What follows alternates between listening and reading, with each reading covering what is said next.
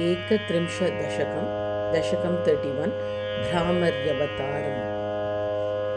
कश्चित् पुरा मन्त्रमुदीर्य गायत्री इति प्रसिद्धं दितिजोरुणाख्यः चिराय कृत्वा तप आत्मयोनेः प्रसादिता दापवरान् पूर्वान्।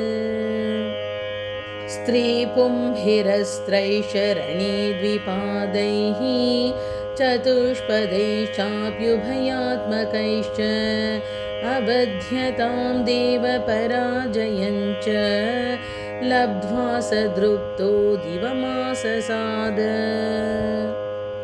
रणे जिता दैत्यभयेन लोकपालैः सह स्वस्वपदानि हित्वा देवादृता प्राप्य शिवं रिपूणां सम्यग् वधोपायमचिन्तयंश्च।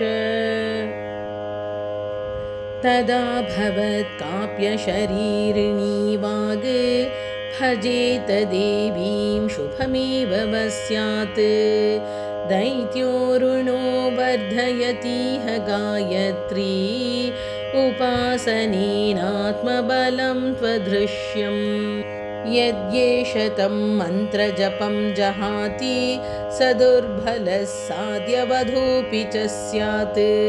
एवं निशम्य त्रिदशैः प्रहृष्टैः अभ्यर्थितो देवगुरुः प्रतस्थे। स प्राप दैत्यं यतिरूपधारी प्रत्युद्गतो मन्त्रजपातिसक्तं। स्मितार्द्रमूचे कुशली स बन्धु मित्रो भवान् किं जगदेकवीर। दैत्यस्य ते मन्त्रजपेन किं यो नूनं बलिष्ठं त्वबलं करोति। येनैव देवा अबलारणीषु त्वया जितास्त्वं स्वहितं कुरुष्व। सन्न्यासिनो मन्त्रजपेन रागद्वेषादिजेतुं सततं यतन्ते न त्वं यतीर्नापि मुमुक्षुरर्थः कामातिसक्तस्य जपेन किं ते। एकं हि मन्त्रं समुपास्वहे द्वौ तेनासि मित्रं मम तद्वदामि। मन्त्रश्च मे मुक्तिद एव तुभ्यं वृद्धिं न दद्यादयमित्यवेहि।